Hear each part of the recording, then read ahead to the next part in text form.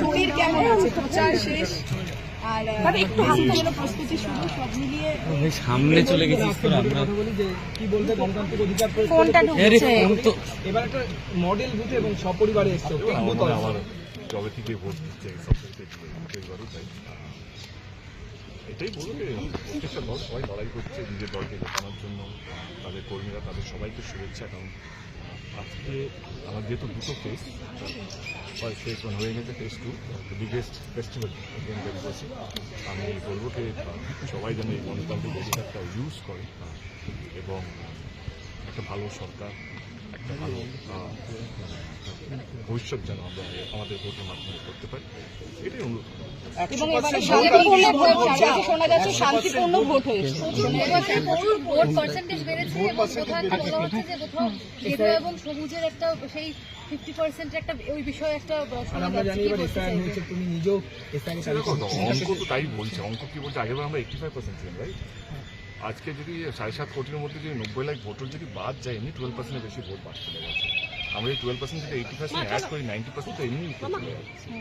এবং আমার মনে হয় এটা হওয়া উচিত। মানে যত বেশি ভোট পাবো তত বেশি ভালো। মানুষ যে বোঝাতে হবে প্রত্যেকটা ভোট কিন্তু ইম্পর্টেন্ট। মানুষকে বোঝাতে হবে যে না, every vote matters, every vote counts. তো এটা হচ্ছে ইটস এ গ্রেট থিং। রইল তৃণমূল কংগ্রেস এবং বিজেপি।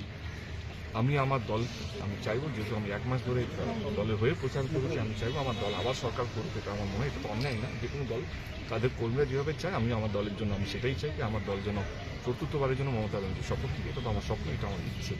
এবার বাকিটা 4 তারিখের মধ্যে আমরা সবাই জানতে পারবো, যেরকমভাবে তোমরা জানতে পারবে, যেরকমভাবে আমি জানতে পারবো। কারণ ভোট কে কাকে দিচ্ছে সেটা তো আমি ওই ভগবান, রাজনীতির ভগবান নই যে আমি ভবিষ্যবাণী করতে পারবো। এটাই বলবো যে মানুষ নিজের পছন্দের প্রথম প্রার্থীকে ভোটটা দিক, এটাই সেখানেই আমার সমর্থন।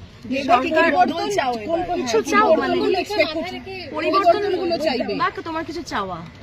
অনেস্টলি বলি, মানে এটা জানি না কতটা ঠিক হবে বলা। আমার মনে হয় যে যেইভাবে পপুলেশন বাড়ছে, আমার মনে হয় যে কোনো সরকার, সে রাজ্য সরকারে হোক বা কেন্দ্র সরকারই হোক, কারণ চাকরির অবস্থা দেখতেই পাচ্ছেন, শুধু বাংলা বলে না, ভারতবর্ষে চাকরি নেই। যারা যারা বলছে দুপুরে চাকরি তারাও আসতে পারছে। আমি একটা পলিটিক্যাল স্টেটমেন্ট দিচ্ছি না। আমার মনে হয় পপুলেশন কন্ট্রোলটা আমাদের মূল হওয়া উচিত। কারণ সেটা উইল টেক 20-25 ইয়ার্স। চায়না একটা সময় আমাদের থেকে অনেকটা এগিয়ে ছিল পপুলেশনে। আজকে চায়নাকে আমরা বিট করি। চায়নার জায়গাটা আমাদের 3-4 গুণ বেশি। ওদের কান্ট্রিটা আমাদের থেকে লাইক এরিয়া ওয়াইজ আমাদের থেকে অনেক বড়। আমাদের সেই কান্ট্রিটা অত বড় না। আমার চাই কি দিদি যদি ফেরত আসে, দিদিকে বলবো এবং সরকারকে বলবো, যেই হোক না কেন। এবং আমার মনে হয় যে কেন্দ্র সরকার স্পেশালি সবকটা রাজ্য সরকারকে মিলিয়ে একটা লং টার্ম প্ল্যান করতে 20-25 বছর লাগবে এই প্ল্যানটা।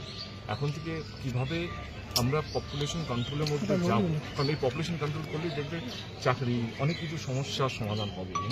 তো আমার মনে হয় যে পপুলেশন কন্ট্রোলটা এখন আমাদের মূল বিষয় হওয়া উচিত। It will take 10-20 years. মানে এটা আজকে বললে 1 বছরের মধ্যে হবে না। এটা ঢাকার মাস্টার প্ল্যানের মতো নয় যে 5 বছর plan. It will take 20-25 years একটা রোড ম্যাপ। আমার অনুরোধ কেন্দ্র সরকার এবং রাজ্য সরকারকে যে এইটা নিয়ে একটা জয়েন্টলি ওভারঅল ইন্ডিয়াতে যদি সব স্টেট মিলিয়ে, দেশের প্রধানমন্ত্রী মিলিয়ে যদি এটা নিয়ে উদ্যোগ নেয়। দেব, একটা খুব গুরুত্বপূর্ণ প্রশ্ন, যে কেন্দ্রীয় বাহিনী বেশ কড়াকড়ি বা বাড়াবাড়ি চোখে পড়েছে আজকে। উত্তর 24 পরগনা গোবরডাঙ্গায় লুঙ্গি পরে গিয়েছে বলে তাদেরকে ভোট দিতে দেওয়া হয়নি, নাতির প্যান্ট পরে গিয়ে ভোট দিতে হয়েছে। তো এই ধরনের ডিসক্রিমিনেশন কি বলবে? ভোট তো গণতান্ত্রিক অধিকার। তোমাদের মনে হচ্ছে এটা অন্যায়? ধরে বলো। হ্যাঁ, তোমারও তো একটা সে আছে, রাইট? শুধু আমি এমপি বা আমি একটা বলে তো আমার সেই ম্যাটার করে, তোমাদের সেই ম্যাটার করে। তোমাদের কি মনে হয় এটা অন্যায় কি অন্যায়? অবশ্যই অন্যায়। এই অন্যায়ের বিরুদ্ধেই আমরা লড়ছি, মানে আমাদের দল লড়ছে। যেটা ভুল সেটা ভুল, যেটা ঠিক সেটাকে ভুল প্রমাণিত করা হচ্ছে সেটা ভুল। এবং আমি এটাকে প্রতিবাদ করছি। আমার এই যে ধর্ম, যেটা আমি সবসময় বলি, মানে আমার মঞ্চ থেকে আমি বলি যে ধর্মকে মাথায় রেখে যদি আমরা সবটাই, নির্বাচন কমিশন যদি ধর্মটাকে মাথায় রেখে, সিআরপিএফ এর মতন মানে এমন একটা প্রতিষ্ঠান, মানে এমন একটা এজেন্সি, তারাও যদি কে কোনটা পড়ছে, কাপড় দেখে তাকে ভোট দিতে এই দেবে ভাই, দেবে কি না, এটা করছে? তো অন্যায়। এবং ক্যামেরা আমাদের সামনে দেশের নিয়ে চলে ভাবমূর্তি যাচ্ছে। নষ্ট হচ্ছে। কোথায় ছিল? আসলে আমাদের দেশ একটা সেকুলার দেশ, আমাদের দেশের সমস্ত রকম ধর্মকে আমরা সম্মান করি, বেশভূষা, আমাদের ধুতিকে সম্মান করি, আমরা সবাইকে সবুজকে সম্মান করি, আমরা মাথার তিলককে সম্মান করি, মাথার টুপি পরাটাও আমরা সম্মান করি। এটা তো আমাদের দেশের কালচার, এটা তো আমাদের অহংকার। সেই অহংকার ভেঙে যাচ্ছে কোথাও কোনো মনে হয় একটা অন্য একটা ভাবমূর্তি যাদের কাছে আমরা এক্সপেক্ট করি না। একটা ঠিক আছে, পলিটিক্যাল লিডাররা বলছে বাবা ঠাকুরের নাম নিচ্ছে, এ করছে, ও করছে, ঠিক আছে, কিন্তু এরকম একটা প্রতিষ্ঠান, এরকম একটা সিআরপিএফ এর মতন বা এজেন্সিসগুলো যার উপরে দেশ ভরসা করে, তখন প্রধানমন্ত্রী বা মুখ্যমন্ত্রী আসবে আর যাবে, এটা থেকে যাবে, এরাই থেকে যাবে। ইসি বলো বা সিআরপিএফ বলো বা ইডি, সিবিআই, এরাই তো থাকবে। নেতারা আসবে যাবে, মুখ্যমন্ত্রী আসবে যাবে, প্রধানমন্ত্রী আসবে যাবে, কিন্তু দেশ তো চালায় এরাই, ডেমোক্রেটরাই তো দেশ চালায়।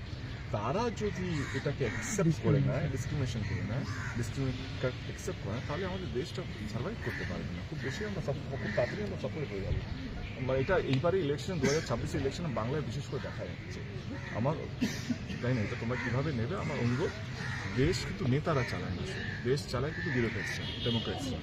তারা যদি দেশটাকে এইভাবে ধর্মকে নিয়ে ভাগ করে থাকে, দেশে যেই নেতা আসুক না কেন, সে দিদি থেকে আসুক বা দাদা থেকে আসুক, বিজেপি থেকে আসুক বা কেন্দ্র আসুক, দেশটা কিন্তু খুব একটা খারাপ দিকে যাচ্ছে। দেশকে এখন কিন্তু বাঁচিয়ে রেখেছে ডেমোক্রেটস অ্যান্ড এই এজেন্সিসগুলো, মানে ব্যুরোক্রেটসগুলো। তো ফোর্থ পিলার অফ স্ট্রেংথ, মানে পিলার অফ ডেমোক্রেসি যেটা আছে, সেটা কিন্তু মেইন পিলার। তারাও যদি ধর্ম মানে পক্ষপাতী হয়ে যায়, ধর্ম নিয়ে যদি করে, তাহলে এটা খুবই দুঃখজনক। এটা আজকের জন্য না, 2026 আজকে আমরা কবে কথা 29 এপ্রিলের কথা বলছি না, 2030, 40, 2040 এইটা না আরও খারাপ হতে যাবে, আরও একটা অন্যদিকে চলে যাবে। এবং আমরা এস এ কান্ট্রি, যেটা নিয়ে আমরা গর্ব করতাম, ডেমোক্রেটিক কান্ট্রি, একটা secular country, biggest democracy in the world, সেটা কোথাও যেন এখন কোথাও একটা চিহ্নতে চলে এসছে, একটা প্রশ্নমুখে চলে এসছে। আমাদের এই প্রশ্নগুলো ফেস করতে হবে, কিন্তু আমি কোনোদিন ভাবিনি এই প্রশ্নটা আমাকে ফেস করতে হবে। দাদা একবার আঙুলটা এটা একটা হাতে একবার এইদিকে দাও।